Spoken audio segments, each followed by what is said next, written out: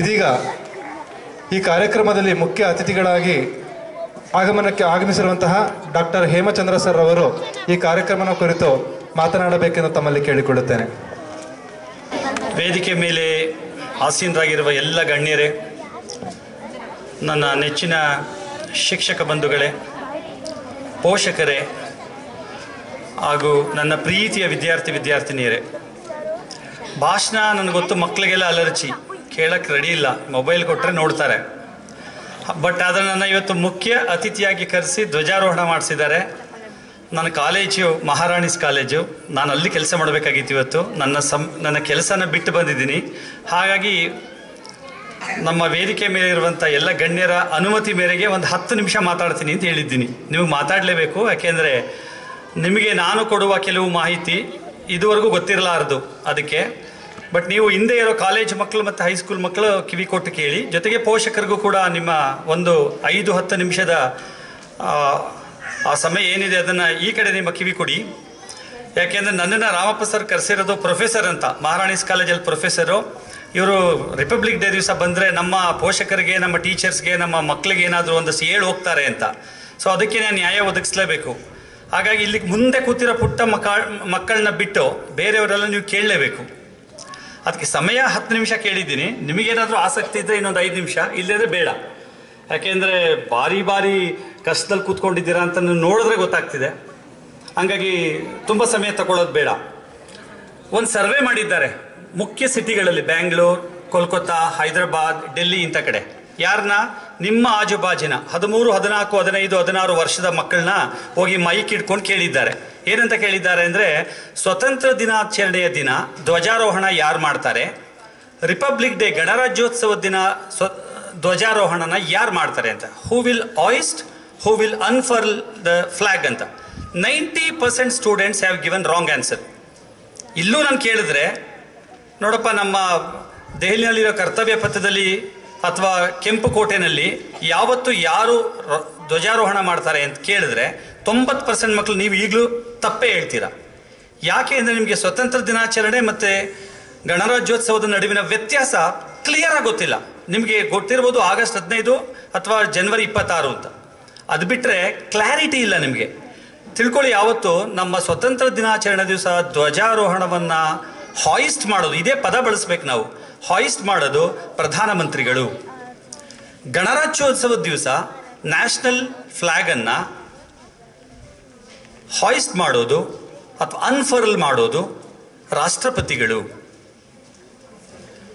ಸ್ವತಂತ್ರ ದಿನಾಚರಣೆ, ಸ್ವತಂತ್ರ ಬಂದ ಮೇಲೆ ನಮಗೆ ರಿಪಬ್ಲಿಕ್ ಡೇ ಬಂದಿದ್ದು. ಸ್ವತಂತ್ರ ನಮಗೆ ಬೇರೆ ದೇಶದ ಗುಲಾಮ್ಗಿರಿಯಿಂದ ಹೊರಗಡೆ ತಂದರೆ, ಗಣರಾಜ್ಯೋತ್ಸವ ನಮ್ಮ ದೇಶದಲ್ಲೇ ಇತ್ತಲ್ಲ ಗುಲಾಮ್ಗಿರಿ, ಅದರಿಂದ ಆಚೆ ತಂದಿದ್ದೀವಿ. ನಮಗೊಂದು ಸಂವಿಧಾನನೇ ಇರಲಿಲ್ಲ ಸ್ವತಂತ್ರ ಬಂದಾಗ. ನೀವು ಈ ಥರ ಕೂತ್ಕೊಂಡು ಕೇಳೋಕ್ಕೂ ಆಗ್ತಿರಲಿಲ್ಲ, ನಾನು ಈ ಥರ ಕೂತ್ಕೊಂಡು ಮಾತಾಡೋಕ್ಕೂ ಆಗ್ತಿರಲಿಲ್ಲ. ನನ್ನ ಪರಿಚಯ ಮಾಡ್ತಾ ಹೇಳಿದ್ರಲ್ಲ, ನಾನೊಂದು ರೂರಲ್ ಬ್ಯಾಕ್ಗ್ರೌಂಡಿಂದ ಬಂದವನು. ನನ್ನ ಊರಿಗೆ ಇವತ್ತು ನ್ಯೂಸ್ ಪೇಪರ್ ಹೋಗಲ್ಲ.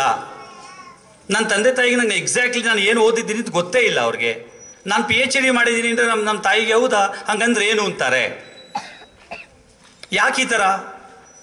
ಯಾಕೆ ಅಂದರೆ ನಮಗೆ ಸಂವಿಧಾನ ಬಂದ ಮೇಲೆ ನಮಗೆಲ್ಲ ಹಕ್ಕುಗಳು ಬಂದಿರೋದು. ಅದಕ್ಕೆ ಸಂವಿಧಾನವನ್ನು ಬಂದ ದಿನವನ್ನು ಗಣರಾಜ್ಯ, ಗಣತಂತ್ರ. ಅದಕ್ಕಿಂತ ಮೊದಲೇ ಎವ್ರಿಥಿಂಗ್ ಈಸ್ ಸೆಲೆಕ್ಷನ್, ಅದಾದಮೇಲೆ ಎವ್ರಿಥಿಂಗ್ ಈಸ್ ಎಲೆಕ್ಷನ್. ನಾವೀಗ ಆಯ್ಕೆ ಮಾಡ್ತೀವಿ. ಇದಕ್ಕೊಂದು ನಿಜವಾದ ಒಂದು ನಿಮಿಷದ ಕತೆ ಹೇಳ್ತೀನಿ, ಕೇಳಿಸ್ಕೋತೀರಾ? ರೆಡಿ ಇದ್ದೀರಾ? Very good. ಈಗ ನೋಡಿ ಚಾರ್ಜ್ ಆಗಿಬಿಟ್ರಿ ನೀವೆಲ್ಲ. 1952ನೇ ಇಸ್ವಿ ಸತ್ಯ ಘಟನೆ ಇದು. ಗಣರಾಜ್ಯೋತ್ಸವಕ್ಕೆ ಏನು ತಾಕತ್ತಿದೆ ಅಂತ ಹೇಳಕ್ಕೆ ಹೇಳ್ತಾ ಇದ್ದೀನಿ. 1952ರಂದು ಬಾಬಾ ಸಾಹೇಬ್ ಅಂಬೇಡ್ಕರ್ ಅವರು ಕ್ಯಾಪ್ ಹಾಕ್ಕೊಂಡು, ಟೋಪಿ ಹಾಕ್ಕೊಂಡು, ಕೋಲ್ ಹಿಡ್ಕೊಂಡು ಪಾರ್ಲಿಮೆಂಟಿಂದ ಆಚೆ ಬರ್ತಾ ಇದ್ರು. ಸತ್ಯವಾದ ಘಟನೆ. ಒಂದು 11 ಗಂಟೆ 11:30 ಬೆಳಿಗ್ಗೆ. ಅವ್ರ ಎದುರುಗಡೆ ಆಚಾರ್ಯ ಕೃಪಲಾನಿ ಸಿಕ್ಕಿದ್ರು. ಅವ್ರು ಒಳ್ಳೆ ವ್ಯಕ್ತಿ, ಮೇರು ವ್ಯಕ್ತಿ, ಸಾಕಷ್ಟು ತಿಳ್ಕೊಂಡಿದ್ದವರು. ಆಚಾರ್ಯ ಕೃಪಲಾನಿ ಉತ್ತರ ಪ್ರದೇಶವರು, ಮುಖ್ಯಮಂತ್ರಿ ಆಗಿದ್ದವರು. ಅಂಬೇಡ್ಕರ್ ಅವರು ನಗ್ತಾ ಬರ್ತಾ ಇದ್ರು. ಆಗಲೇ 52 ಅಂತ ತುಂಬ ಅವ್ರಿಗೆ ಡಯಾಬಿಟಿಕ್ ಇತ್ತು, ತುಂಬ ಶಕ್ತಿಹೀನರಾಗಿದ್ದರು ಆಗಲೇ.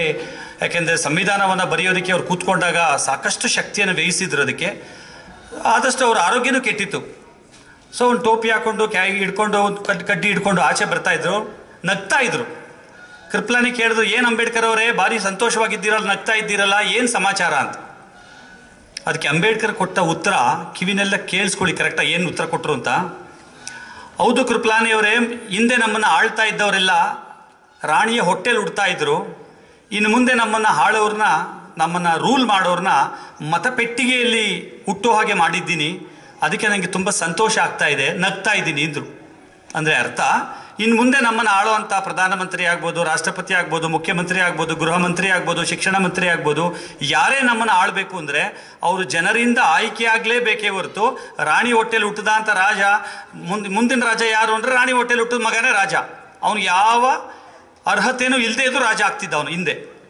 ಅದಕ್ಕೆ ಈ ಥರ ಮಾಡಿದ್ದೀನಿ, ಅದಕ್ಕೆ ನನಗೆ ತುಂಬ ಸಂತೋಷ ಆಗ್ತಿದೆ ಅಂತಂದರು.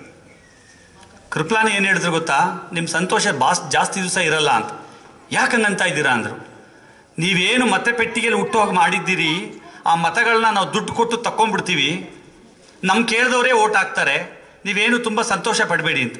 ಅದು ಆಗ್ತಾ ಇದೆ ಇವಾಗ. ಜನರು ತಮ್ಮ ಮತಗಳನ್ನು ಹಣಕ್ಕೆ ಇನ್ಯಾವುದಕ್ಕೋ ಮಾರ್ಕೋತಾ ಇದ್ದಾರೆ. ಅಂಬೇಡ್ಕರ್ ಒಂದು ಕೊನೆಯ ಉತ್ತರ ಕೊಡ್ತಾರೆ ಅವತ್ತು. ಹೌದು, ನಮ್ಮ ಜನ ಅನಕ್ಷರಸ್ಥರು, ಬಡವರು, ಹಿಂದುಳಿದವರು, ಜ್ಞಾನ ಇಲ್ಲದೆ ಇರೋರು, ಗೊತ್ತಿಲ್ಲದೆ ಎಲ್ಲೋ ಹಣಕ್ಕೆ ದುಡ್ಡಿಗೆ ಮಾರ್ಕೋಬಿಡ್ತಾ ಇದ್ದಾರೆ ಮತ, ನಾವು ಒಪ್ಕೋತೀನಿ. ಆದರೆ ಯಾವತ್ತು ನಮ್ಮ ಜನಗಳಿಗೆ ತಮ್ಮ ಮತದ ಪ್ರಾಮುಖ್ಯತೆ ಗೊತ್ತಾಗುತ್ತೆ, ಅವತ್ತು ನಿಮ್ಮಂಥ ಬಿಕಾರಿಗಳು ಯಾರೂ ಇರಲ್ಲ ಅಂತಾರೆ. ಮಕ್ಕಳ, ನೀವೇನು ಕೂತಿದ್ರೆ ಹಿಂದೆ, ಅದು ಕಾಲೇಜ್ನವರು, ಅವ್ರು ಇನ್ನು 1-1.5 ವರ್ಷಕ್ಕೆ ನಿಮಗೆ ಮತದಾನದ ಹಕ್ಕು ಬರುತ್ತೆ. ಹೈಸ್ಕೂಲ್ನವ್ರಿಗೆ ಇನ್ನು 2-2.5 ವರ್ಷಕ್ಕೆ ಮತದಾನದ ಹಕ್ಕು ಬರುತ್ತೆ. ಗಣರಾಜ್ಯೋತ್ಸವ ದಿವಸ ಇವತ್ತು ಹೇಳ್ತಾ ಇದ್ದೀನಿ, ಮತದಾನದ ಹಕ್ಕು ನಾವೆಂಥ ಪುಣ್ಯವಂತು ಅಂದರೆ, ಅಮೇರಿಕಾ ಸ್ವತಂತ್ರ ಬಂದ 150 ವರ್ಷ ಆದಮೇಲೆ ಅಮೇರಿಕಾ ಎಲ್ರಿಗೂ ಮತದಾನದ ಹಕ್ಕು ಕೊಟ್ಟರು. 1930 ಮಹಿಳೆಯರಿಗೆ ಮತದಾನ ಕೊಟ್ಟಿದ್ದು ಅಮೇರಿಕಾ. ಮಹಿಳೆಯರಿಗೆ ಮತದಾನದ ಹಕ್ಕೇ ಇರಲಿಲ್ಲ 1930 ತನಕ. ಅವ್ರಿಗೆ ಸ್ವತಂತ್ರ ಬಂದಿದ್ದು 1776. ನಮ್ಮ ದೇಶದ ನಾವೆಂಥ ಪುಣ್ಯವಂತು ಅಂದರೆ, 18 ದಾಟಿದ ಯಾರೇ ಆಗಲಿ, ಯಾವ ಮತದವರೇ ಆಗಲಿ, ಯಾವ ಧರ್ಮದವರೇ ಆಗಲಿ, ಯಾವ ಜಾತಿಯವರೇ ಆಗಲಿ, ಯಾವ ರಾಜ್ಯದವರಾಗಲಿ, ಯಾವ ಬೆಟ್ಟದ ಗುಡ್ಡದಲ್ಲಿರಲಿ, ಯಾವ ಕಾಡಲ್ಲಿರಲಿ, ಎಲ್ಲರಿಗೂ ಮತದಾನದ ಹಕ್ಕನ್ನು ಕೊಟ್ಟಿರುವಂಥದ್ದು ನಮ್ಮ ಸಂವಿಧಾನ. ಅದಕ್ಕೆ ಗಣರಾಜ್ಯೋತ್ಸವನ ನಾವು ಯಾಕೆ ತುಂಬ ಮನಸ್ಸಿಟ್ಟು ಕೇಳಬೇಕಿದ್ದನ್ನು, ಇದರ ಪ್ರಾಮುಖ್ಯತೆ ಏನು, ಯಾಕೆ ನಾವು ಸ್ವತಂತ್ರ ದಿನಾಚರಣೆಗಿಂತ ಗಣರಾಜ್ಯೋತ್ಸವಕ್ಕೆ ಹೆಚ್ಚು ಮಹತ್ವ ಕೊಡಬೇಕು. ಸ್ವತಂತ್ರ ಬಂದಿದ್ದು ಬ್ರಿಟಿಷರಿಂದ, ಫ್ರೆಂಚರಿಂದ, ಪೋರ್ಚುಗೀಸರಿಂದ, ನಮ್ಮವರಿಂದಲೇ ನಮ್ಗೆ ಸ್ವತಂತ್ರ ಸಿಕ್ಕಿರಲಿಲ್ಲ. ಶಿಕ್ಷಣ ಯಾರೋ ಒಬ್ರಿಗೆ ಮಾತ್ರ ಸಿಗ್ತಾ ಇತ್ತು, ಎಲ್ರಿಗೂ ಸಿಗ್ತಾ ಇರಲಿಲ್ಲ. ಇವತ್ತು ನಾನು ಮಾತಾಡ್ತಾ ಇದ್ದೀನಿ, ಸಡನ್ನಾಗಿ ಬಂದು ಪೊಲೀಸ್ ಕರ್ಕೊಂಡೋದ್ರೆ ನನ್ನ, ಅವತ್ತು ಯಾರು ಕೇಳೋರಿರಲಿಲ್ಲ. ಇವತ್ತು ಸಂವಿಧಾನ ಇದೆ, ಹೆಬಿಯಸ್ ಕಾರ್ಪಸ್ ಅಂತ ಒಂದು ರಿಟ್ ಇದೆ. ಆ ರಿಟ್ ಹಾಕಿದ ತಕ್ಷಣ ಆ ಪೊಲೀಸ್ ಹೋಗಿ ಜಡ್ಜ್ ಮುಂದೆ ಹೇಳ್ಬೇಕು, ಇವ್ರನ್ನ ಈ ಕಾರಣಕ್ಕೆ ಕರ್ಕೊಂಡೋಗಿದ್ದೀನಿ ಅಂತ. ಜಡ್ಜ್ ಒಪ್ಪಲಿಲ್ಲ ಅಂದ್ರೆ ಬಿಡಬೇಕು. ಬಿಡೋದ್ರ ಜೊತೆಗೆ ನೀನು ಯಾಕೆ ಅವ್ರನ್ನ ಕರ್ಕೊಂಡೋದೆ ಅಂತ ಅವ್ರನ್ನ ಜೈಲಿಗೆ ಹಾಕ್ತಾರೆ. That is the power of constitution. ಅದು ತಾಕತ್ತು ನಮ್ಮ ಸಂವಿಧಾನದ್ದು. ಇವತ್ತು ಏನಿಲ್ಲ, ಪ್ರೈಮರಿ ಸ್ಕೂಲ್, ಹೈಸ್ಕೂಲ್, ಪುಟಾಣಿ ಮಕ್ಕಳು ಬಿಟ್ಟು ಬೇರೆಯವರು ಪೋಷಕರೆಲ್ಲ ಇದ್ದೀರಾ, ನಿಮ್ಗೆ ಅರ್ಥ ಆಗಂಗೆ ಹೇಳ್ತಾ ಇದ್ದೀನಿ. ಸಂವಿಧಾನ ಯಾಕೆ ನಾವು ಅಷ್ಟೊಂದು ಇಂಪಾರ್ಟೆನ್ಸ್ ಕೊಡ್ತೀವಿ, ಯಾಕೆ ಅಂಬೇಡ್ಕರ್ ಅವ್ರನ್ನ ಜ್ಞಾನದ ಮಹಾಶಯ ಅಂತ ಕರಿತೀವಿ ಅಂದರೆ, ಅವರು ಬರೆದಂಥ ಸಂವಿಧಾನ ನಮ್ಮ ದೇಶದ 140 ಕೋಟಿ ಜನಕ್ಕೂ ನಿಷ್ಪಕ್ಷಪಾತವಾಗಿ ಅಪ್ಲೈ ಆಗುತ್ತೆ. ಇವ್ರಿಗೂ ನನ್ನ ಸಂವಿಧಾನವೇ, ನನಗೆ ನಿಮಗೆ ಎಲ್ರಿಗೂ. ಅದು ಸಂವಿಧಾನದ ತಾಕತ್ತು. ನಾನು ಹೇಳಿದ್ನಲ್ಲ, ಮಹಿಳೆಯರಿಗೆ ಅಮೇರಿಕಾ ಅಂತ ಅಭಿವೃದ್ಧಿ ಹೊಂದಿದ ದೇಶ ಕೂಡ ಮಹಿಳೆಯರಿಗೆ ಮತದಾನದ ಹಕ್ಕನ್ನೇ ಕೊಟ್ಟಿರಲಿಲ್ಲ. ಅವ್ರನ್ನ 3rd ಗ್ರೇಡ್ ಸಿಟಿಸನ್ಸ್ ಥರ ನೋಡ್ತಾ ಇತ್ತು ಅಮೇರಿಕಾ. ಮಹಿಳೆಯರು ಅಂದರೆ ಬರೀ ಏನೋ ಅವ್ರ ಮೇಲೆ ಕೆಲಸ ಮಾಡಿಕೊಂಡು ಮಕ್ಕಳನ್ನ ಹೇರಬೇಕು ಅಂತ. ನಮ್ಮ ದೇಶದಲ್ಲಿ ಹಾಗೆ ಮಾಡಲಿಲ್ಲ, ಎಲ್ರಿಗೂ ಈಕ್ವಲ್ ಕೊಟ್ವಿ. ಈಗ ಮೇಡಮ್ ಒಂದು ಮಾತು ಹೇಳಿದ್ರು, ಸರ್ ನೀವು ಗಮನಿಸಿದ್ರ, ಪ್ರಶಸ್ತಿ ತಗೊಂಡ ಎಲ್ಲ ಮಕ್ಕಳು ಎಕ್ಸೆಪ್ಟ್ ಒಂದು ಹುಡುಗ ಬಿಟ್ಟು ಎಲ್ಲ ಮಕ್ಕಳು ಹೆಣ್ಮಕ್ಳೇ ತಗೊಂಡ್ರು ಪ್ರಶಸ್ತಿ ಅಂತ. ನೀವು ಗಮನಿಸಲಿಲ್ಲ, ಬಂದು ತಗೊಂಡು ಹೋದವರೆಲ್ಲ ಎಕ್ಸೆಪ್ಟ್ ಒನ್ ದಟ್ ಮುರಳಿ ಅನ್ನೋದೊಂದು ಬಾಯ್ ಬಿಟ್ಟು everybody took girls had taken the prize. What it means ಮಹಿಳಾ ಸಬಲೀಕರಣ, the women empowerment has started way back in 1950s in India. It is not the revolution in 21st century or now. It has started way back in 1950s. ಇಲ್ಲಿ ಹೆಣ್ಮಕ್ಳು ಏನಿದ್ದೀರಾ, ನಿಮಗೆ ಒಂದು ಕಿವಿ ಮಾತು. ಶಿಕ್ಷಣ, ಅಂಬೇಡ್ಕರ್ ಅವರು ರಾಜೀನಾಮೆ ಕೊಟ್ಟಿದ್ದ ಕಾರಣನೇ ಗೊತ್ತಿಲ್ಲ ನಿಮಗೆ. ಅವರು ನೆಹರು ಕ್ಯಾಬಿನೆಟಲ್ಲಿ highly educated. He had 2 PhDs and both the PhDs from abroad. 9 ಭಾಷೆ ಬರ್ತಾ ಇತ್ತು ಅವ್ರಿಗೆ. ನಾವು ಸಾಮಾನ್ಯ ಅಂಬೇಡ್ಕರ್ ಕೆಲವರು ಮೂಗು ಮುರಿತಾರೆ, ಹಾಗೆ ರಿಸರ್ವೇಷನ್ ಕೊಟ್ಬಿಟ್ರು, ಹಾಗೆ ಹೀಗೆ. Nothing like that. You have to understand the correct perspective ಅಲ್ಲಿ ನೋಡ್ಬೇಕು ನೀವು ಅದನ್ನ. He had 2 PhDs. ಪ್ರೈಮ್ ಮಿನಿಸ್ಟರ್ಗಿಂತ ಒಬ್ಬ ಮಿನಿಸ್ಟ್ರು ಎಜುಕೇಟೆಡ್ ಇದ್ರು ಆ ಟೈಮಲ್ಲಿ, ಹೈಲಿ ಎಜುಕೇಟೆಡ್ ಅವರು. 2 PhD, both from abroad, one from Columbia university USA, another from Oxford in UK ಎಕನಾಮಿಕ್ಸ್ನಿಂದ. ಅವ್ರು ರಾಜೀನಾಮೆ ಕೊಟ್ಬಿಟ್ರು. ಯಾಕೆ ಅಂದರೆ ಮಹಿಳೆಯರಿಗೆ ಈಕ್ವಲ್ ರೈಟ್ಸ್ ಕೊಡಿ, ಹಿಂದೂ ಬಿಲ್ ಆ್ಯಕ್ಟ್ ಪ್ರಕಾರ ಅಂತ ಹೇಳಿದ್ರು. ನೆಹರು ಹಂಗಾಗಲ್ಲ, ಪುರುಷರು ಫಸ್ಟು ಆಮೇಲೆ ಮಹಿಳೆಯರಂದ್ರು. ಹಂಗಾರೆ ನಿಮ್ಮ ಮಿನಿಸ್ಟ್ರು ಬೇಡ ಏನು ಬೇಡ ಅಂತ ಕಾನೂನು ಮಂತ್ರಿ ಪದವಿಗೆ ರಾಜೀನಾಮೆ ಕೊಟ್ಟು ಹೊಟ್ಟೆ ಹೋದ್ರು. ನಿಮಗೋಸ್ಕರ, ಹೆಣ್ಣು ಮಕ್ಕಳಿಗೋಸ್ಕರ, ಮಹಿಳೆಯರಿಗೋಸ್ಕರ. ಈ ಸತ್ಯ ತುಂಬ ಜನಕ್ಕೆ ಗೊತ್ತಿಲ್ಲ. ಹಾಗಾಗಿ ಮಕ್ಕಳ, ಇವತ್ತು ತುಂಬ ಏನು ಭಾರಿ ಆಸಕ್ತಿನ ಕೇಳ್ತಾ ಇದ್ದೀರಾ, ತುಂಬ ಖುಷಿ ಆಗ್ತಿದೆ. ಇವತ್ತು ಕರ್ತವ್ಯ ಪಥದಲ್ಲಿ ನಮ್ಮ ದ್ರೌಪದಿ ಮುರ್ಮು ಹೀಗೆ ನಿಂತಿದ್ದಾರೆ.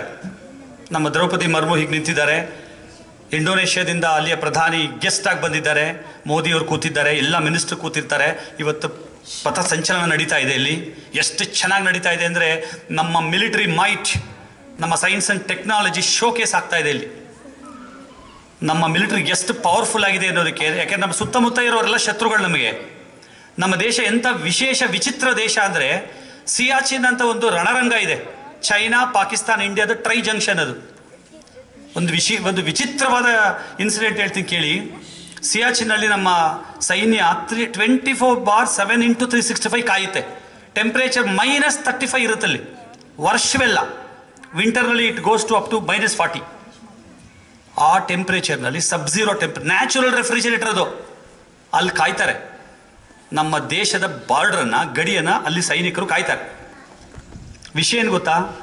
ನಮ್ಮ ಸೈನಿಕರು ಊಟ ಮಾಡಿ ಅವರು ಮಲಮೂತ್ರ ವಿಸರ್ಜನೆ ಮಾಡಬೇಕು ಅಂದರೆ, ನಂಬರ್ 2ಗೆ ಹೋಗ್ಬೇಕಂದ್ರೆ ಹೋಗಿ ಅದನ್ನು ಒಂದು ಕವರ್ಗೆ ಹಾಕಿಡ್ಬೇಕು. ಯಾಕೆಂದರೆ ಅಲ್ಲಿ ಯಾವ ವಸ್ತುಗಳು ಡಿಕಂಪೋಸ್ ಆಗಲ್ಲ, ಅಲ್ಲಿ ಯಾವ ಬ್ಯಾಕ್ಟೀರಿಯಾಗಳಿಲ್ಲ. ಆ ಕವರ್ಗೆ ಹಾಕಿದ್ನ ಒಂದು ಬಾಕ್ಸ್ಗೆ ಹಾಕಿ ಮಲಮೂತ್ರವನ್ನು ಸಿಯಾಚಿನಿಂದ ಏರೋಪ್ಲೇನ್ಲಿ ತರುವಂಥ ಏಕೈಕ ದೇಶ ಇಡೀ ಪ್ರಪಂಚದಲ್ಲಿ ಇಂಡಿಯಾ. ಯಾಕೆಂದ್ರೆ ಅದು ಹಂಗೆ ಬಿಟ್ಬಿಟ್ರೆ, ಅವ್ರು ಟಾಯ್ಲೆಟ್ಗೆ ಹೋಗಿದ್ದೆಲ್ಲ ಬಿಟ್ಬಿಟ್ರೆ ಅದೇ ಒಂದು ದೊಡ್ಡ ಬೆಟ್ಟ ಆಗ್ಬಿಡುತ್ತೆ ಅಲ್ಲಿ. ಯಾಕೆಂದ್ರೆ ಅದು ಕೊಳಿಯಲ್ಲ, ಅದು ಹಂಗೆ ಬಿದ್ದಿರುತ್ತೆ. ಅದಕ್ಕೆ ಅದನ್ನು ಕವರ್ಗೆ ಹಾಕಿ ಏರೋಪ್ಲೇನಿಂದ ಚಂಡೀಗಢಕ್ಕೆ ತಂದು ಅಲ್ಲಿ ನಾವು ಡಿಸ್ಪೋಸ್ ಮಾಡ್ತೀವಿ. ದೇಶ ಕಾಯುವವರ ಕತೆ ನೋಡಿ ನಾವಿಲ್ಲಿ ಕೂತ್ಕೊಂಡು ನೆಮ್ಮದಿಯಾಗಿ ಎಷ್ಟು ತಣ್ಣ ಕೂತ್ಕೊಂಡು ಕೇಳ್ತಿದ್ದೀವಿ. ಅಲ್ಲಿ ಮೈನಸ್ ಟೆಂಪ್ರೇಚರಲ್ಲಿ ಬ್ಲಿಝಾರ್ಡ್ಗಳು, ಅವಲ್ಯಾಂಚ್ಗಳಾಗ್ತವೆ. ಸಹಿಸ್ಕೊಂಡು ಅದನ್ನೆಲ್ಲ ಹಿಮ ಬೀಳುತ್ತೆ. ಕೆಲವು ಸಲ ಫ್ರಾಸ್ಟ್ ಬೈಟ್ ಆಗುತ್ತೆ, ವಾಸೆ ಆಗಲ್ಲ, ನಿದ್ದೆ ಇಲ್ಲ. ನಮ್ಮ ಥರ ದೋಸೆ ಇಡ್ಲಿ ಕೊಡಲ್ಲ, ಅವ್ರಿಗೆ ಊಟ ಕೊಡೋದು ಕ್ಯಾಪ್ಸಲ್ನಲ್ಲಿ. ಒಂದು ಕ್ಯಾಪ್ಸಲ್ ಕೊಟ್ಟು ನೀರು ಕೊಟ್ಟರೆ ಅದು ಒಳಗಡೆ ಹೋಗಿ ಬ್ಲಾಟ್ ಆಗುತ್ತೆ. ಅದರಲ್ಲೇ ತಿನ್ನಬೇಕು, ಅದೇ ಇರಬೇಕು. ಏನು ಅನ್ನ ಸಾರಿಲ್ಲ, ಚಪಾತಿ ಇಲ್ಲ, ಏನಿಲ್ಲ. ದೇಶ ಕಾಯ್ತಾ ಇದ್ದಾರೆ ಅವರು. ಕಾಯ್ಲಿಲ್ಲ ಅಂದರೆ ನೀವು ಹಿಂಗೆ ಕೂರಕ್ಕಾಗಲ್ಲ. ಎಲ್ಲ ಆಕ್ರಮಣಕಾರರು ದೇಶಕ್ಕೆ ಒಳಗೆ ಬರ್ತಾರೆ. ಆ ಕಡೆ ಚೈನಾ ಬರುತ್ತೆ, ಈ ಕಡೆ ಪಾಕಿಸ್ತಾನ ಬರುತ್ತೆ, ಆಮೇಲೆ ಸೆಂಟ್ರಲ್ ಏಷ್ಯಾದಿಂದ ಬರ್ತಾರೆ ಟ್ರೈಬ್ಸ್. ಇದು ಗಣರಾಜ್ಯೋತ್ಸವದ ನಾವು ನೆನೆಸ್ಕೋಬೇಕು ಇವತ್ತು ಅಂತ. ಇದೇನು ಇವತ್ತು ಮಿಲಿಟರಿ ಮೈಟ್ ಇದೆ. ನಮ್ಮ ಆರ್ಮಿ, ನೇವಿ, ನಮ್ಮ ಇನ್ಫ್ಯಾಂಟ್ರಿ ನೋಡಬೇಕು ನೀವು, ನಮ್ಮ ಏರ್ ಫೋರ್ಸ್ ನೋಡಬೇಕು. We have designed Brahmaputra Moscow ಅಂತ ಒಂದು ಮಿಸೈಲ್ ಮಾಡಿದ್ದೀವಿ. ಏನು ಪವರ್ಫುಲ್ ಆಗೋಗಿ ಹೊಡೆಯುತ್ತೆ ದೇಶಕ್ಕೆ. ನಮ್ಮ ಸೈಂಟಿಸ್ಟ್ಗಳು ಮಾಡಿರೋದು. ಅದಕ್ಕೆಲ್ಲ ನಾವು ಇವತ್ತು ಗ್ರೇಟ್ ಸಲ್ಯೂಟ್ ಮಾಡಬೇಕು. ತ್ರಿಶೂಲ್, ಅಗ್ನಿ, ಪೃಥ್ವಿ, ಆಕಾಶ್, ನಾಗ್, ಅಸ್ತ್ರ, ಎಂತೆಂಥ ಮಿಸೈಲ್ಸ್ಗಳಿವೆ ನಮ್ಮ ಹತ್ರ. ಸ್ವತಂತ್ರ ಬಂದ ಮೇಲೆ ಮಾಡಿರೋದು ನಾವು. ನಮ್ಮ ಇಸ್ರೋ ಸಾಧನೆ ನಿಮ್ಗೆಲ್ಲರೂ ಗೊತ್ತು. ಚಂದ್ರಯಾನ್ಗೆ ಹೋಗಿದ್ದೀವಿ. ಅದು ಚಂದ್ರಯಾನಲ್ಲಿ ಸೌತ್ ಪೋಲ್ಗೆ ಹೋಗಿದ್ದೀವಿ. ಇದುವರೆಗೂ ಯಾವ ದೇಶವೂ ಚಂದ್ರನಲ್ಲಿ ಆ ಜಾಗಕ್ಕೆ ಹೋಗಿಲ್ಲ. ನಾವೇ ಫಸ್ಟ್. ಅದು ಫಸ್ಟ್ ಅಟೆಂಪ್ಟಲ್ಲಿ. ಫಸ್ಟ್ ಅಟೆಂಪ್ಟ್ ಚಂದ್ರಯಾನ್ಗೆ ಹೋದ್ವಿ. ಲಾಂಚ್ ಮಾಡಿದ್ದು ನಾವು ಸೌತ್ ಪೋಲ್ಗೆ ಫಸ್ಟ್ ಅಟೆಂಪ್ಟಲ್ಲಿ ಮಾಡಿದ್ವಿ. ಎಂತೆಂಥ ಸೈಂಟಿಸ್ಟ್ಗಳು ಕೆಲಸ ಮಾಡ್ತಿದ್ದಾರೆ. ನಮ್ಮಲ್ಲಿ 5G ಇದೆ. ಪಾಕಿಸ್ತಾನದಲ್ಲಿ ಇನ್ನು ನಮ್ಮ ಪಕ್ಕದ ದೇಶ ಅದು 3G. ಇದು 3G ವರ್ಕ್ ಆಗ್ತಿದೆ. ನಮ್ಮ ಪಕ್ಕದ ದೇಶ ಅನ್ನೋದಕ್ಕಿಂತ ಭಾರತಾಂಬೆನ ನಿಮ್ಗೆ ಎಷ್ಟು ಜನ ಗೊತ್ತಿಲ್ಲ. ಬ್ರಿಟಿಷರು ಹೋಗ್ಬೇಕಾದ್ರೆ ಭಾರತಾಂಬೆನ 2 ಪೀಸ್ ಮಾಡಿದ್ರು. ಭಾರತ ಒಂದು, ಇನ್ನೊಂದು ಪೂರ್ವ ಪಾಕಿಸ್ತಾನ, ಇನ್ನೊಂದು ಪಶ್ಚಿಮ ಪಾಕಿಸ್ತಾನ ಅಂತ 2 ಕೈಗಳನ್ನ ಕತ್ತರಿಸ್ಬಿಟ್ಟು ನಾವು ಕೊಟ್ಟಿದ್ದು ದೇಶನವರು. ಸ್ವತಂತ್ರ ಭಾರತ ಹಿಂಗಿದ್ದಿದ್ನ ಈ ಕಡೆಗೆ ಒಂದು ಪಾಕಿಸ್ತಾನ, ಈ ಕಡೆಗೆ ಒಂದು ಪಾಕಿಸ್ತಾನ ಕಟ್ ಮಾಡಿ 2 ಕೈಯನ್ನು ಕತ್ತರಿಸ್ಕೊಟ್ವಿ. ಆ ಕತ್ತರಿಸ್ಕೊಟ್ಟಿದ್ದ ದೇಶದಲ್ಲಿ ನಡೆದು ಇವತ್ತು ಈ ಮಟ್ಟಕ್ಕೆ ಬಂದಿದ್ದೀವಿ. 75 ವರ್ಷ ಗಣರಾಜ್ಯೋತ್ಸವ ಮುಗಿಸಿದ್ದೀವಿ. 5ನೇ ಅತಿ ಟಾಪ್ ಕಂಟ್ರೀಸಲ್ಲಿದ್ದೀವಿ.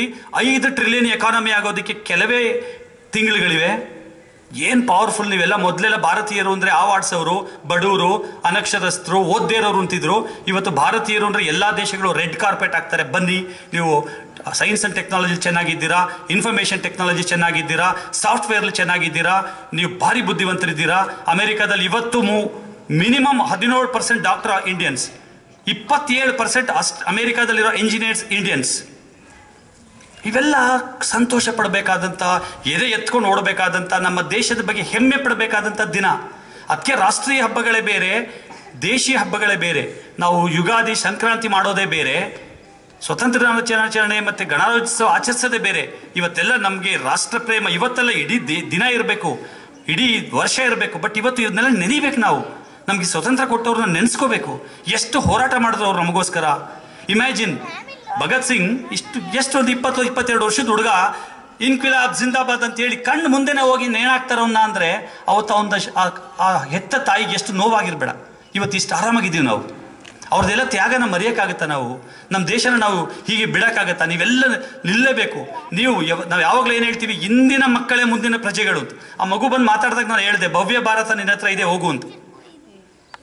ಮಕ್ಕಳ ಇದು ಮುಗಿದ ತಕ್ಷಣ ನೀವು ಹೊರಡ್ತೀರಾ, ಮೊಬೈಲ್ ಇಟ್ಕೋತೀರಾ, ಟಿ ವಿ ಇಟ್ಕೋತೀರಾ, ಏನೋ ಮಾತಾಡ್ತೀರಾ. ಅವೆಲ್ಲ ಈ ಮೊಬೈಲ್ ಇದೆಯಲ್ಲ, ಪರ್ಟಿಕ್ಯುಲರ್ಲಿ ಇದು ಮಾತಾಡಲೇಬೇಕು ಇವತ್ತು. That is double edged sold. ಎರಡು ಕಡೆ ಚೂಪಾಗಿರುವಂಥ ಕತ್ತಿ ಅದು ಮೊಬೈಲ್. ಹಣ್ಣನ್ನು ಬಳಸೋಕ್ಕೂ, ಹಣ್ಣು ಕುಯ್ಯೋಕ್ಕೂ ಬಳಸ್ಬೋದು, ಕತ್ತನ್ನು ಕುಯ್ಯೋಕ್ಕೂ ಬಳಸ್ಬೋದು. Be careful. Mobile is A pickle in your lunch, not lunch. ನಮ್ಮ ಊಟದಲ್ಲಿ ಉಪ್ಪಿನಕಾಯಿ ಥರ ಬಳಸ್ಬೇಕು ಅದನ್ನು. ದಿನಕ್ಕೊಂದು 10 ನಿಮಿಷ 15 ನಿಮಿಷ. ಅದು ಯಾವುದಕ್ಕೆ? ಎಜುಕೇಟಿವ್ ಪರ್ಪಸ್ಗೆ ಮಾತ್ರ ಬಳಸಬೇಕು. ಸುಮ್ಮನೆ ಕುತ್ಕೊಂಡು ರೀಲ್ಸ್ ನೋಡೋದು, ಇನ್ಸ್ಟಾಗ್ರಾಮ್ ನೋಡೋದು, ಯೂಟ್ಯೂಬ್ ನೋಡೋದು, ಸಮಯ ವ್ಯರ್ಥ ಮಾಡೋದು. ನಿಮ್ಮ ಭವಿಷ್ಯ ಹಾಳು ಮಾಡ್ಕೋತೀರಾ. ಇಲ್ಲಿ ಕೂತಿರೋರು ಯಾರು ಸುಮ್ಮನೆ ಹಾಗೆ ಕೂತಿಲ್ಲ, ಇವರೆಲ್ಲ ಸಾಧಕರು. ಇನ್ನೊಂದು ದಿನ ನೀವು ಇಲ್ಲಿ ಬರಬೇಕು ಅಂದರೆ ಇವತ್ತು ಮೊಬೈಲ್ ನಿಮ್ಮನ್ನ ಅಲ್ಲೇ ಬಿಡುತ್ತೆ. ನಿಮ್ಗೊಂದು ಗಾದೆ ಗೊತ್ತಿರಬೇಕು, ಪುಸ್ತಕ ಮತ್ತು ಮೊಬೈಲ್ ಏನು ಡೈಲಾಗ್ ಹೊಡಿತವೆ ಅಂತ. ಪುಸ್ತಕ ಹೇಳುತ್ತಂತೆ, ತಲೆ ಬಗ್ಸಿ ಓದ್ತಾ ಇರೋ ನನ್ನನ್ನು ನಿನ್ನ ತಲೆ ಎತ್ಕೊಂಡು ಓಡಾಡಾಗ ಮಾಡ್ತೀನಿ ಅಂತ ಹೇಳುತ್ತಂತೆ ಪುಸ್ತಕ. ಮೊಬೈಲ್ ಹೇಳುತ್ತಂತೆ, ತಲೆ ಬಗ್ಸಿ ನೋಡ್ತಾ ಇರೋ ನನ್ನನ್ನು ನಿನ್ನ ಬಡಿ ಮಗನ ತಲೆನೇ ಎತ್ತಬಾರ್ದಂಗೆ ಮಾಡ್ತೀನಿ ಅಂತ ಹೇಳುತ್ತಂತೆ. ಆಯ್ಕೆ ಮಾಡ್ಕೊಳ್ಳಿ ನೀವೇ. You decide. ಇಲ್ಲಿ ಪೋಷಕರಿದ್ದಾರೆ, ಕೆಲವು ಪೋಷಕರು, ಅವರನ್ನು ಕುರಿತು ಒಂದು 2 ಮಾತು ಹೇಳ್ತಿದ್ದೀನಿ. ಪೋಷಕರೇ, ನನ್ನ ನೆಚ್ಚಿನ ಪೋಷಕರೇ ಕೇಳಿಸ್ಕೊಳ್ಳಿ. ಒಂದು ಮಾತು ಹೇಳ್ತೀವಿ, ಮಕ್ಕಳಿಗೆ ಆಸ್ತಿ ಮಾಡಬೇಡಿ, ಮಕ್ಕಳನ್ನೇ ಆಸ್ತಿ ಮಾಡ್ಕೊಳ್ಳಿ. ನೀವೇನು ನಿಮ್ಮ ಮಕ್ಕಳಿಗೆ ಏನು, ಹೆಣ್ಮಕ್ಳಿಗೆ ಏನು ಚಿನ್ನ,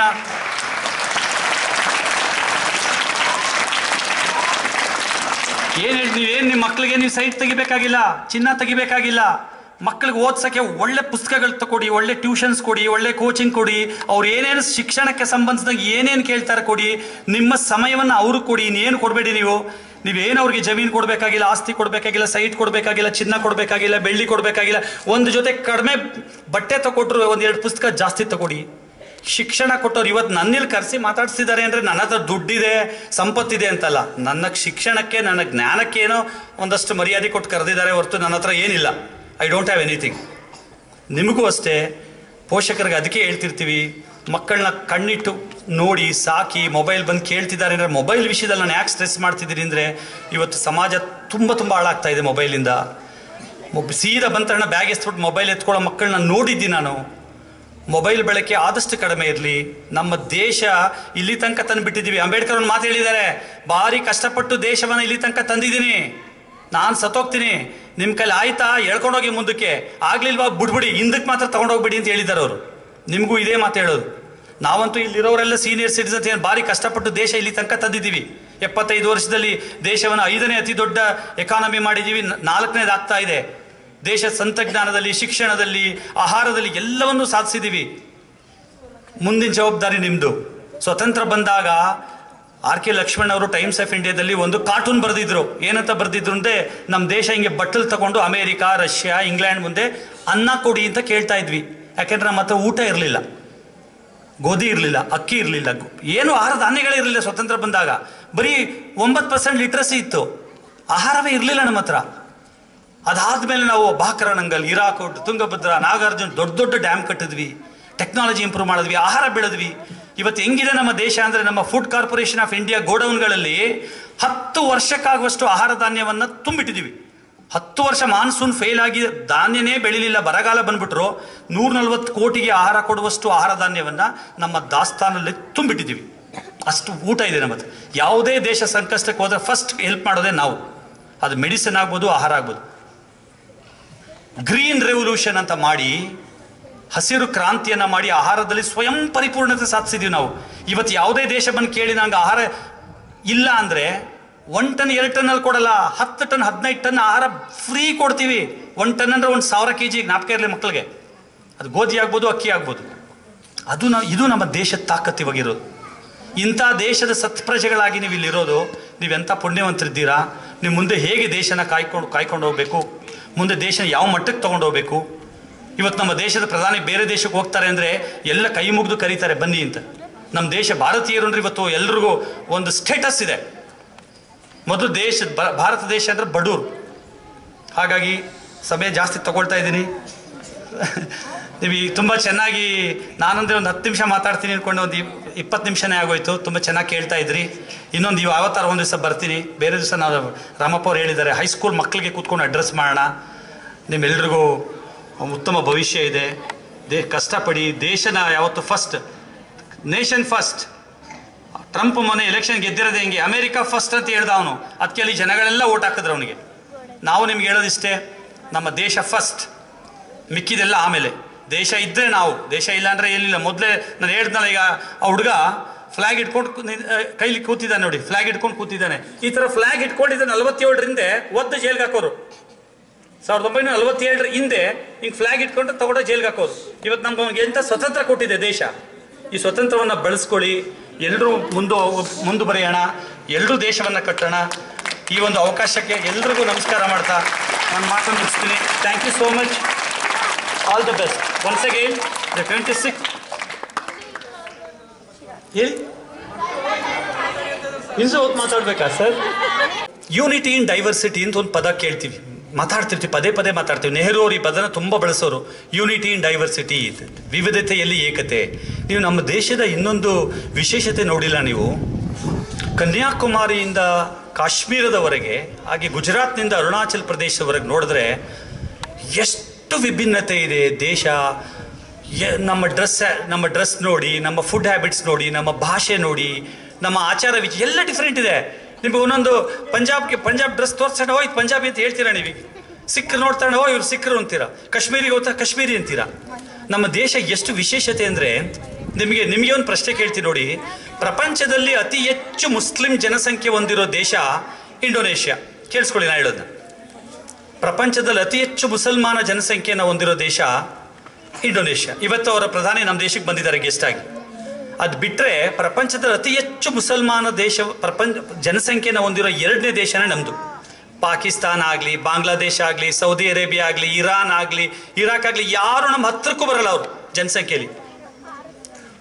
2024 ಒಂದು ಸರ್ವೆ ಪ್ರಕಾರ ನಮ್ಮ ದೇಶದಲ್ಲಿರೋ ಒಟ್ಟು ಮುಸಲ್ಮಾನರ ಸಂಖ್ಯೆ 26 ಕೋಟಿ. ಪಾಕಿಸ್ತಾನದ ಒಟ್ಟು ಜನಸಂಖ್ಯೆನೇ 18 ಕೋಟಿ. ಪಾಕಿಸ್ತಾನದವರು ನಮಗೆ ಪಾಠ ಹೇಳ್ತಾರೆ ಜಾತ್ಯತೀತ ಬಗ್ಗೆ, ಅಂದರೆ ಹಾರ್ಮೋನಿ ಬಗ್ಗೆ. ದೇಶ ಒಡೆದೋಗ್ತಾ ಇದೆ, ಇದೆಲ್ಲ ಪಾಠ ಹೇಳ್ತಾರೆ. ಬಟ್ ನಮ್ಮ ದೇಶ ನಾವು ಎಷ್ಟು ಚೆನ್ನಾಗಿ ಹೊಂದ್ಕೊಂಡು ಹೋಗಿದ್ದೀವಿ ಎಲ್ರೂ ಅಂತ ಹೇಳಿದ್ರೆ, ಮೋಸ್ಟ್ ಪ್ರಾಬಲಿ ಒಂದೇ ದೇಶದಲ್ಲಿ ನಾನು ಹೇಳ್ತೀನಿ ನೋಡಿ, ಹಿಂದೂ ಧರ್ಮ, ಇಸ್ಲಾಂ ಧರ್ಮ, ಕ್ರಿಶ್ಚಿಯಾನಿಟಿ ಧರ್ಮ, ಸಿಖ್ ಧರ್ಮ, ಜೈನ ಧರ್ಮ, ಬೌದ್ಧ ಧರ್ಮ, ಪಾರ್ಸಿ ಧರ್ಮ, ಜುದಾಯಿಸಮ್ ಧರ್ಮ, ಎಲ್ಲ ಧರ್ಮಗಳನ್ನು ನಮ್ಮ ದೇಶದ ಹೊಟ್ಟೆ ಒಳಗೆ ಇಟ್ಕೊಂಡು ಬದುಕ್ತಿರೋ ಏಕೈಕ ದೇಶ ಭಾರತ ದೇಶ. ಇಸ್ರೇಲ್ ಅಂತ ಹೇಳ್ತೀವಲ್ಲ, ಅಲ್ಲಿರೋರು ಜೂಯಿಷ್ ಪೀಪಲ್, ಯಹೂದಿಗಳನ್ನ ಇಡೀ ಪ್ರಪಂಚದಲ್ಲಿ ಎಲ್ಲ ಹೊಡೆದು ಓಡಿಸ್ಬಿಟ್ಟಾಗ ಜಾಗ ಕೊಟ್ಟಂಥ ಏಕೈಕ ದೇಶ ನಾವೇ. ನಮ್ಮಲ್ಲೇ ಇದ್ರವರು. ಪಾರ್ಸಿಗಳು ಪರ್ಷಿಯಾ ಅಂತ ಕೇಳ್ತೀವಿ. ಇವತ್ತಿನ ಇರಾನ್ನ ಆಗ ಪರ್ಷಿಯಾ ಅಂತ ಕರಿತಿದ್ವಿ. ಪಾರ್ಸಿಗಳನ್ನೆಲ್ಲ ಓಡಿಸ್ಬಿಟ್ರು, ನಾವು ಜಾಗ ಕೊಟ್ವಿ, ಬನ್ನಿ ಇಲ್ಲಿರಿ ಅಂತ. ಯಾರಿಗೆ ಪಾರ್ಸಿಗೆ ಉತ್ತಮ ಉದಾಹರಣೆ ಯಾರು ಹೇಳಿ ನಮ್ಮ ದೇಶದಲ್ಲಿ? ಟಾಟಾ ಕಂಪನಿ ಗ್ರೂಪ್, ನಿಮ್ಮ ರತನ್ ಟಾಟಾ, ನಿಮ್ಮ JRD ಟಾಟಾ, ಅವರೆಲ್ಲ ಹಿಂದೂಗಳಲ್ಲ, ಪಾರ್ಸಿಗಳವರು. ನಮ್ಮ ದೇಶದಲ್ಲಿ ಇದ್ಕೊಂಡು ನಮ್ಮ ದೇಶದಲ್ಲಿ ಕಟ್ಟಿದವರು. Dadabhai Naoroji, he was a Parsi. ನಮ್ಮ ದೇಶ ಹೆಂಗಿದೆ ಅನ್ನೋಕ್ಕೆ, ಹೆಂಗೆ ಸರ್ ಹಿಂಗೆಲ್ಲ ಸಾಧ್ಯನೇ ಸರ್? ಪಾಕಿಸ್ತಾನ ನಮ್ಮ ಜೊತೆಗೆ ಸ್ವತಂತ್ರ ಆದರೂ ಅಷ್ಟೊಂದು ಕಚ್ಚಾಡ್ಕೋತಾರೆ, ದಿನ ಒಂದೊಂದು ಬಾಂಬ್ ಬ್ಲಾಸ್ಟ್ ಆಗುತ್ತೆ. ನಾವು ನೋಡಿ ಸರ್ ಹೇಗಿದ್ದೀವಿ ಅಂದರೆ, ನಮ್ಮ ಧರ್ಮವೇ ಹಾಗೆ, ನಾವೆಲ್ಲರನ್ನು ಒಳಗೊಂಡಂತೆ ಬದುಕೋರು. ಹಂಗಾಗಿ ನೀವು ಈ ಕೇಳಿದ್ರಲ್ಲ ಮಾತಾಡಿ ಸರ್ ಅಂತ, ನಿಮ್ಮ ಆಸಕ್ತಿ ಹೇಗಿದೆ, ನಾವು ಯಾವ ಡೈರೆಕ್ಷನ್ಗೆ ಹೋಗಬೇಕು, ನಾವು ಹೆಂಗೆ ಬದುಕಬೇಕು ಈ ದೇಶದಲ್ಲಿ. ಇವತ್ತು ಅಶ್ವಿನ್, ನಮ್ಮ ಕ್ರಿಕೆಟರ್ ಅಶ್ವಿನ್ಗೆ ಪದ್ಮ ಪ್ರಶಸ್ತಿ ಕೊಟ್ಟಿದ್ದಾರೆ. ನಮ್ಗೆಲ್ರಿಗೂ ಖುಷಿ, ಅಯ್ಯೋ ಅವ್ನು ರಿಟೈರ್ಡ್ ಆಗ್ಬಿಟ್ಟಲ್ಲ ಅಂತ ಬೇಜಾರಾಗ್ತಿದ್ವಿ. ಅವನಿಗೆ ಪದ್ಮ ಪ್ರಶಸ್ತಿ ಕೊಟ್ಟಿದ್ದಾರೆ. ಶ್ರೀಜೇಶ್, ಕೇರಳದ ಒಬ್ಬ ಗೋಲ್ ಕೀಪರ್, ಬ್ರಾನ್ಸ್ ಮೆಡಲ್ ತಗೊಂಬಂದ ಅಂತ ಕೊಟ್ಟಿದ್ದಾರೆ. ಸ್ಪೋರ್ಟ್ಸಲ್ಲಿ ನಾವು ಎಷ್ಟು ಚೆನ್ನಾಗಿದ್ದೀವಿ ಅಂದರೆ, ಕ್ರಿಕೆಟ್ ವರ್ಲ್ಡ್ ಕಪ್ಪನ್ನು 50 ಓವರ್ ಕ್ರಿಕೆಟ್ ವರ್ಲ್ಡ್ ಕಪ್ಪನ್ನು 2 ಬಾರಿ ಗೆದ್ದಿರೋ ಏಷ್ಯಾದ ಏಕೈಕ ದೇಶ ಭಾರತ. ವಿರಾಟ್ ಕೊಹ್ಲಿ ಅಂದ್ರೆ ನಿಮಗೆಲ್ಲ ಖುಷಿ ಆಗ್ಬಿಡುತ್ತೆ. ಮೊನ್ನೆ ಒಂದು ಸರ್ವೆ ಮಾಡಿದ್ದಾರೆ, ವಿರಾಟ್ ಕೊಹ್ಲಿಗೆ ನಮ್ಮ ಭಾರತಕ್ಕಿಂತ ಅತಿ ಹೆಚ್ಚು ಫ್ಯಾನ್ಸ್ಗಳಿರೋದು ಪಾಕಿಸ್ತಾನಲ್ಲಿ. ನೀವು ಯಾರೇ ಕೇಳಿ ಬಾಬರ್ ಅಂತ ಅನ್ನೋದೇ ಇಲ್ಲ ಅವರು, ವಿರಾಟ್ ಕೊಹ್ಲಿ ಅಂತಾರೆ. ಸ್ಪೋರ್ಟ್ಸ್ ನಾವು ಏನು ಎಷ್ಟು ಅಚೀವ್ ಮಾಡಿದ್ದೀವಿ ಅಂತ. BCCI ಅಂತ ಏನು ಹೇಳ್ತೀವಿ, board of cricket control in India ಅಂತ, ಅವ್ರು ಫಂಡ್ ಕೊಡೋದು ICCಗೆ ನಾವೇ. ನಮ್ಮ ದೇಶದ ದೇಣಿಗೆಯಿಂದ ICC ನಡೀತಾ ಇದೆ. ಸ್ಪೋರ್ಟ್ಸಲ್ಲೂ ಚೆನ್ನಾಗಿದ್ದೀವಿ ನಾವು ಅನ್ನೋದಕ್ಕೆ ಇಲ್ಲಿರೋರಿಗೆಲ್ಲ ಗೊತ್ತು. ಒಲಿಂಪಿಕ್ಸ್ನಲ್ಲಿ 80ರ ತನಕ ಗೋಲ್ಡ್ ಮೆಡಲನ್ನು ಹಾಕಿಯಲ್ಲಿ ಯಾರಿಗೂ ಬಿಟ್ಕೊಡದೆ ಗೆಲ್ತಿದ್ದಂಥ ದೇಶ ನಮ್ಮದೇ. ಎಲ್ಲ ನೀವು ಸ್ಪೋರ್ಟ್ಸ್ಗೆ ಬರಬೇಕು. ಇಲ್ಲಿ ಸ್ಪೋರ್ಟ್ಸ್ ಟೀಚರ್ ಇದ್ದಾರೆ, ಅದಕ್ಕೆ ನಾನು ಹೇಳ್ತಾ ಇದ್ದೀನಿ, ನಮ್ಮ ದೇಶ ಸ್ಪೋರ್ಟ್ಸಲ್ಲೂ ಈಗ ಹೆಜ್ಜೆ ಇಡ್ತಾ ಇದೆ ಮುಂದಕ್ಕೆ. ಮೊನ್ನೆ ದೆಹಲಿಯಲ್ಲಿ ಏನೋ ಒಂದು ಇಂಪಾರ್ಟೆಂಟ್ ಸ್ಪೋರ್ಟ್ಸ್ ನಡೀತು, ಎಲ್ಲ ಪ್ರಪಂಚದ ಎಲ್ಲ ದೇಶಗಳನ್ನು ಸೋಲಿಸಿದ್ವಿ. ಹೇಳ್ತೀರಾ ಜೋರ ಯಾವ ಆಟ? Very good. Kho kho first time world cup ನಡೆಸಿದ್ವಿ, ನಾವೇ ನಡೆಸಿದ್ವಿ. ಮಹಿಳೆಯರು ಚಾಂಪಿಯನ್, ಬಾಲಕಿಯರ ಕಡೆಯಿಂದನೂ ಚಾಂಪಿಯನ್, ಬಾಯ್ಸ್ ಕಡೆಯಿಂದನೂ ಚಾಂಪಿಯನ್. ಅನ್ಸಲ್ವಾ? ನಮ್ಮ ದೇಶ ಮುಂದುವರಿತಾ ಇದೆ, ನಮ್ಮ ದೇಶ ಸಾಕಷ್ಟು ಬೆಳವಣಿಗೆ ಆಗ್ತಿದೆ. ಕ್ರಿಕೆಟೇ ಅಲ್ಲ ನಮಗೆ, ನಿಮಗೂ ಇದೆ ಕಿವಿ ಮಾತು, ಮಾತಿತ್ರ ಕ್ರಿಕೆಟ್ ಅನ್ಬೇಡಿ. ಶಟ್ಲ್ ಇದೆ, ಬ್ಯಾಡ್ಮಿಂಟನ್ ಸಖತ್ತಾಗಿ ಆಡ್ಬೋದು ನಾವು. ನಮ್ಮ ಇಂಡಿಯನ್ ರೇಸು ಮೆಂಟ್ for some of the games like hockey, like shuttle, even tennis. ನಮ್ಮದೇ ಬೋಪಣ್ಣ ಎಲ್ಲ ಆಡಿದ್ದಾರೆ. ನೀವು ಅಷ್ಟೇ ಸ್ಪೋರ್ಟ್ಸಲ್ಲಿ ಮುಂದೆ ಬರಬೇಕು. A sound mind in a sound body. ಒಂದು ಚಿತ್ರ ನೋಡ್ತಾ ಇದ್ದೆ ನಾನು. ಮೊದಲು ಅಮ್ಮ ಈಗ ಒಂದು 50 ವರ್ಷದಿಂದ ಯಾವಾಗಲೂ ಗ್ರೌಂಡಲ್ಲೇ ಇರ್ತೀಯ, ಬಾಯ್ಲಿ ಓದು ಅಂತ ಹೇಳ್ಕೊಬತ್ತಾ ಇರೋದು ಒಂದು ಚಿತ್ರ. ಹೀಗೆ ಹೊಸ ಚಿತ್ರ ಏನು, ಯಾವಾಗಲೂ ಮೊಬೈಲ್ ನೋಡ್ತೀಯ, ಹೋಗಿ ಆಟ ಆಡು ಅಂತ ಕರ್ಕೊಂಡು ಹೋಗ್ತಾ ಇರೋದು ಒಂದು ಚಿತ್ರ. ನಿಮ್ಮ ಪರಿಸ್ಥಿತಿ ಹಂಗಿದೆ. ಯಾವಾಗಲೂ ಮೊಬೈಲ್ ಆಡ್ತೀಯ, ಹೋಗಿ ಆಟ ಆಡು ಅಂತ ನಾವೇ ತಳ್ತಾ ಇದ್ದೀವಿ ಆಟ ಆಡು ಅಂತ. ಆಗಿನ ಕಾಲದಲ್ಲಿ ನಮ್ಮಪ್ಪ ಅಂದ್ರೆ ನಮಗೆಲ್ಲ ಯಾವಾಗಲೂ ಆಟ ಆಡ್ತೀಯ, ಕೋಲ್ ತಗೊಂಡು ಹೊಡೆದು ಮನೆ ಕರ್ಕೊಬರೋರು. ಪರಿಸ್ಥಿತಿ ಹೀಗಿದೆ ಮಕ್ಕಳ. ಸೌಂಡ್ ಮೈಂಡ್ ಇದೆ, ಸೌಂಡ್ ಬಾಡಿ. ಫಿಸಿಕಲ್ ಸ್ಟ್ರೆಂತ್ ಇರಬೇಕಂದ್ರೆ ನೀವು ಗ್ರೌಂಡಲ್ಲಿ ಇರಬೇಕು. ನಿನ್ನೆ ಪೇಪರಲ್ಲಿ ಹಿಂದೂನಲ್ಲಿ ಒಂದು ಹೆಡ್ಡಿಂಗ್ ಇದೆ, ಹೆಚ್ಚು ಮಕ್ಕಳಿಗೆ ಚಿಕ್ಕ ವಯಸ್ಸಿನಲ್ಲೇ ಕನ್ನಡಕ ಬರ್ತಾ ಇದೆ. ಯಾಕೆ ಅಂದರೆ ಕಣ್ಣನ್ನು ಮಿಟಿಕ್ಸ್ದೆ ಮೊಬೈಲ್ ನೋಡ್ತಾರೆ. ನಮಗೆ ಕಣ್ಣು ರೆಪ್ಪೆ ಕೊಟ್ಟಿರೋದು ಯಾಕೆ ಅಂದರೆ ಹಿಂಗೆ ಪದೇ ನಾವು ಕಣ್ಣನ್ನು ಹಿಂಗೆ ಅಂಕಿ ಬಿಟ್ಟಾಗ ಒದ್ದೆ ಆಗುತ್ತೆ, ಡ್ರೈ ಆಗಲ್ಲ, ಕಣ್ಣು ಚೆನ್ನಾಗಿರುತ್ತೆ. ನೀವು ಹಿಂಗೆ ಮೊಬೈಲ್ ನೋಡ್ತಾ ಇದ್ರೆ ಡ್ರೈ ಆಗ್ತಾ ಇರುತ್ತೆ. ನೀವು ಕಣ್ಣು ಮಿಡಿಸ್ತಾರೆ ಕಣ್ಣು ಗುಡ್ಡೆಗಳು ಕಾಯ್ತವೆ, ನೀವು ಕಣ್ಣು ಮಿಡಿಸಲ್ಲ, ಕಣ್ಣು ಹೋಗುತ್ತೆ. ಮೊಬೈಲ್ ನೋಡುವಾಗ ಮಾತ್ರ ಹಂಗೆ ಆಗೋದು. ನೀವು ಪುಸ್ತಕ ಓದುವಾಗ, ಆಟ ಆಡುವಾಗ, ಮಾತಾಡುವಾಗ ನಾವು ಕಣ್ಣು ರೆಪ್ಪೆನಾಗೆ ಮಾಡ್ತಾ ಇರ್ತೀವಿ. ಹಂಗೆ ಮಾಡ್ತಾ ಇದ್ದರೆ ಕಣ್ಣು ಚೆನ್ನಾಗಿರುತ್ತೆ ನಮ್ಮದು. ಇವೆಲ್ಲ ಸಣ್ಣ ಪುಟ್ಟದ್ದು ನೀವು ಅಳವಡಿಸ್ಕೋಬೇಕು. ನೀನು ಮುಂದೆ 100 ಪುಸ್ತಕಗಳು ಓದಬೇಕು, ಎಷ್ಟೊಂದು ಎಕ್ಸಾಮ್ಸ್ಗಳು ಬರೀಬೇಕು, ಜೀವನದಲ್ಲಿ ಏನೇನೋ ಸಾಧನೆ ಮಾಡಬೇಕು. ನಿಮ್ಮನ್ನು ನಂಬಿ ನಾವಂತೂ ನಮ್ಮ ಪ್ರಧಾನಮಂತ್ರಿಗಳು, ನಮ್ಮ ಎಲ್ಲ ರಾಜಕೀಯ ಪಕ್ಷದವರು, ನಮ್ಮ ರಾಷ್ಟ್ರಪತಿ ಎಲ್ಲ ಕಾಯ್ತಾ ಇದ್ದೀವಿ. ಇವತ್ತಿನ ಸಮಾಜ ಏನಿದೆ, ಇವತ್ತು ಸ್ಟೂಡೆಂಟ್ಸು ದೊಡ್ಡ ಅಚೀವ್ ಮಾಡ್ತಾರೆ, ಈ ದೇಶನ ಇನ್ನೂ ಮುಂದಕ್ಕೆ ತೊಗೊಂಡೋಗ್ತಾರೆ ಅಂತ ನಮಗೂ ಆ ನಂಬಿಕೆ ಇದೆ. ನೀವು ಮಾಡಲೇಬೇಕದನ್ನು, ಅದು ನಿಮ್ಮ ಕರ್ತವ್ಯ ಕೂಡ. ನಾವು ಏನು ಸಂವಿಧಾನದಲ್ಲಿ ಬರೀ ಯಾವತ್ತು ನೀವು ಹಕ್ಕುಗಳು ಕೇಳ್ತೀರ, ಹಕ್ಕುಗಳ ಜೊತೆಗೆ ಕರ್ತವ್ಯನೂ ಇಂಪಾರ್ಟೆಂಟು. ದೇಶವನ್ನು ಮುನ್ನಡೆಸುವಂಥ ಎಲ್ಲ ಶಕ್ತಿ ನಿಮಗಿದೆ, ಅದನ್ನು ಮಾಡಬೇಕು, ದೇಶನ ಅಭಿವೃದ್ಧಿಗೊಳಿಸಬೇಕು ಅಂತ ಮತ್ತೊಮ್ಮೆ ನಿಮ್ಗೆಲ್ರಿಗೂ ಹೇಳ್ತಾ, ನನಗೆ ಈ ಮತ್ತೊಂದು ಅವಕಾಶ ಕೊಟ್ಟಿದ್ದಕ್ಕೆ ವಂದಿಸ್ತಾ ನನ್ನ ಮಾತನ್ನು ಮುಗಿಸ್ತೀನಿ. Thank you so much.